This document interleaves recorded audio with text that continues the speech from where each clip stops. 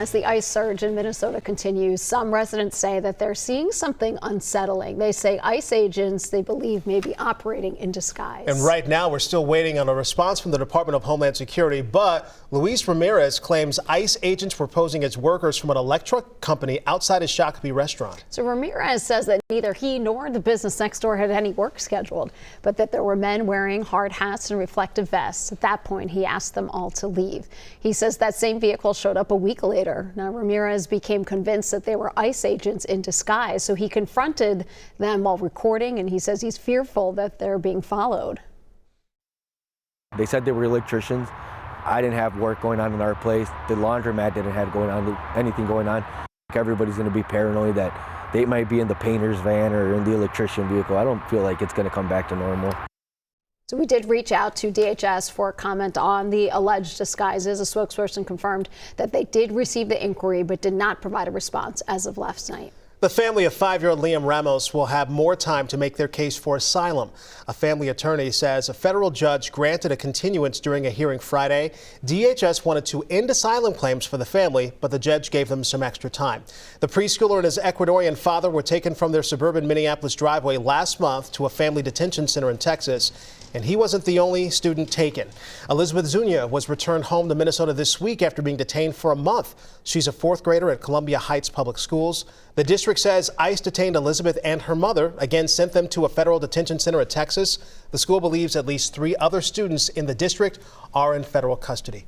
And new this morning, despite claims by the Trump administration, they are going after the worst of the worst when it comes to immigration enforcement. A new report from CBS News shows that may not be the case. An internal DHS document obtained by CBS News shows that less than 14% of the nearly 400,000 people arrested by ICE in President Trump's first year back in office had charges or convictions for violent criminal offenses. Nearly 40% of all those arrested by ICE did not have a criminal record at all. The official statistics in the document provide the most detailed look yet into who ICE has arrested.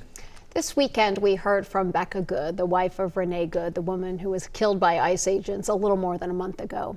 The community gathered at Powderhorn Park in Minneapolis on Saturday to remember Renee. Indigenous leaders led a crowd of thousands to honor Good and others killed by ICE, as they put it, to turn mourning into witness and witness into protection. A rabbi read a message from Good's wife asking that she be remembered for how she lived.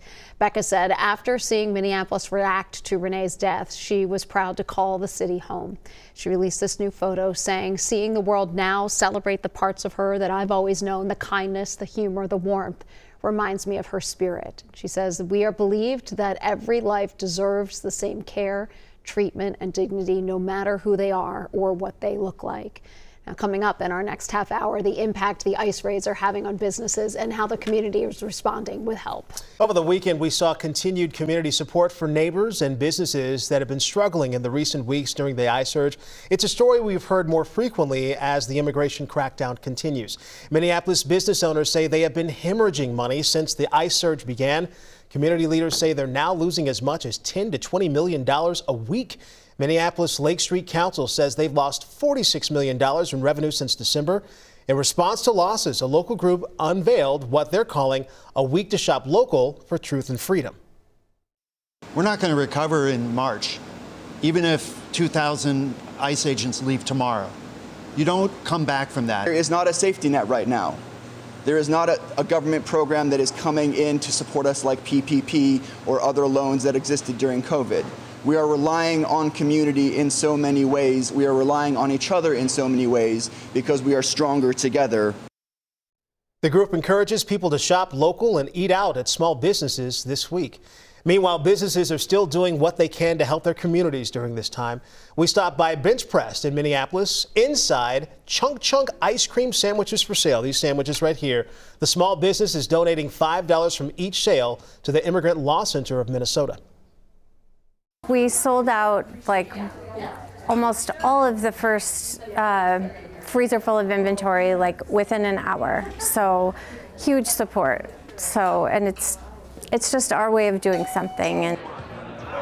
And 56 Brewing also donated its proceeds supporting groups like the Immigrant Defense Network and Clues. That's a Latino-led nonprofit in St. Paul. We're seeing more ICE protests throughout the Twin Cities, even in more traditionally conservative areas. Even if we're a minority of the voting, right, we're still like 40% of the population. We still want to be together. We still want the government to represent us. Protesters showed up on the streets outside of Forest Lake City Hall to speak out against the ICE surge. They say that they want Representative Pete Stauber to take more of a stance against federal actions. And tomorrow, top immigration officials will be on Capitol Hill to testify at a House oversight hearing.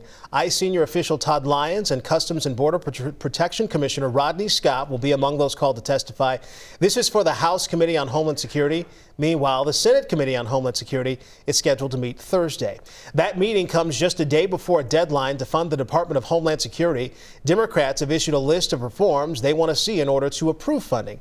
Those demands include mandatory body cameras, a ban on face coverings, and tightened restrictions around warrants. If an agreement is not reached, ICE and CBB will continue to operate. That's because of money from last year's Big Beautiful Bill. Other agencies like FEMA, the Coast Guard, and TSA would shut down.